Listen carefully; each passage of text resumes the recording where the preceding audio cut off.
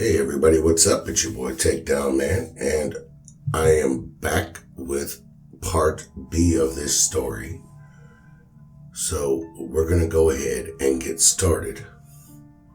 As you remember last time, the person had opened up the link, so we're going to start from there. I opened the new link. It was dark. Then the lights flipped on. I seen a man hold up spoons. He had a sinister laugh and walked over to Chelsea's almost lifeless body. He pointed at her stomach. Her wounds looked very painful.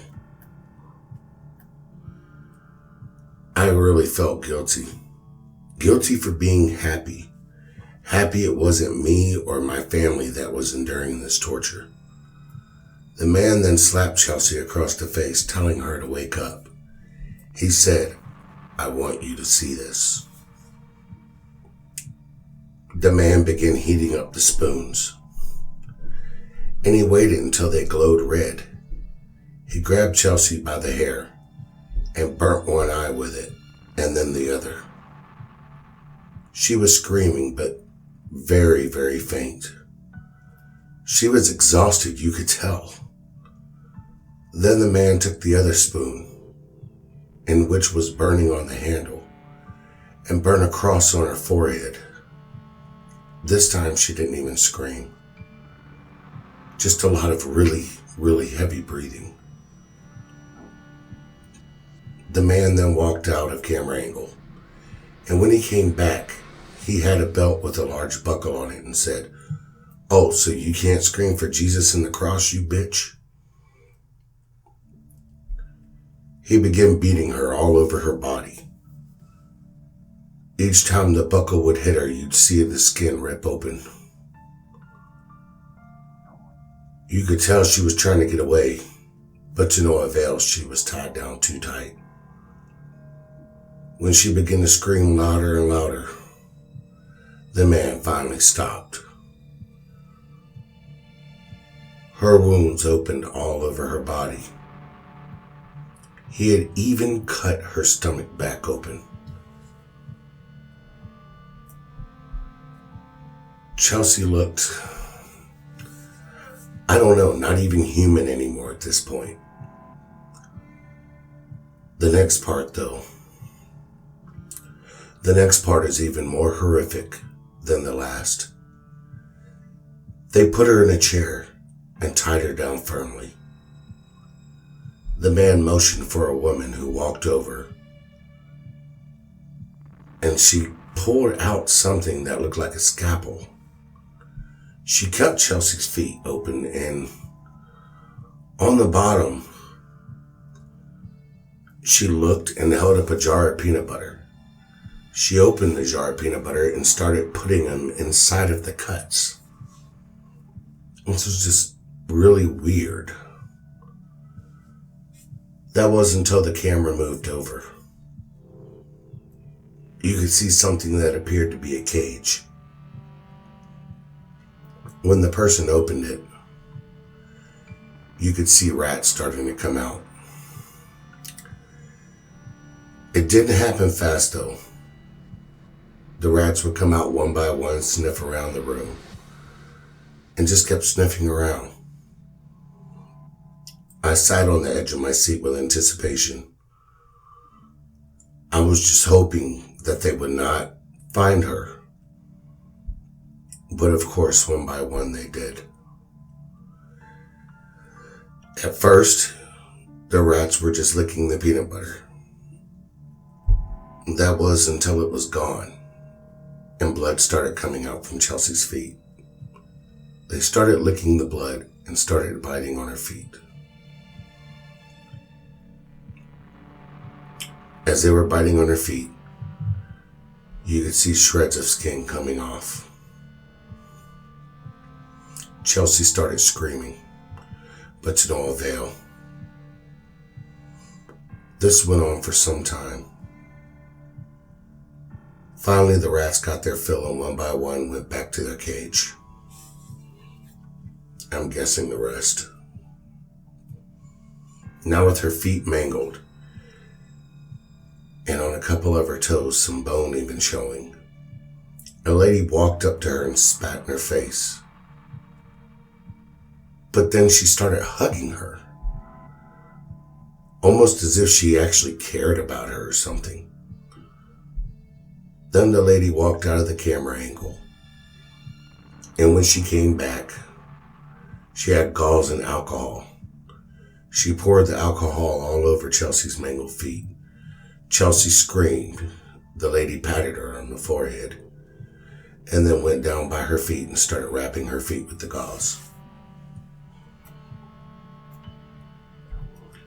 Then another man walked in, grabbed the scalpel, and started to cut the skin from her breast.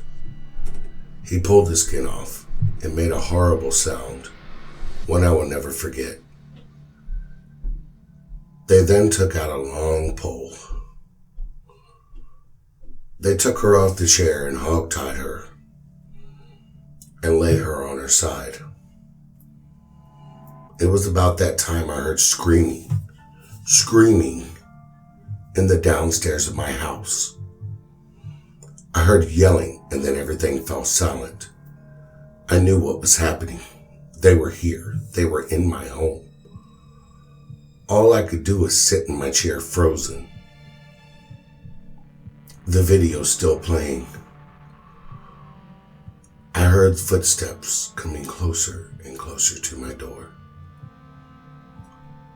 Then with one kick, the door flew open and a bunch of men came into my room with guns.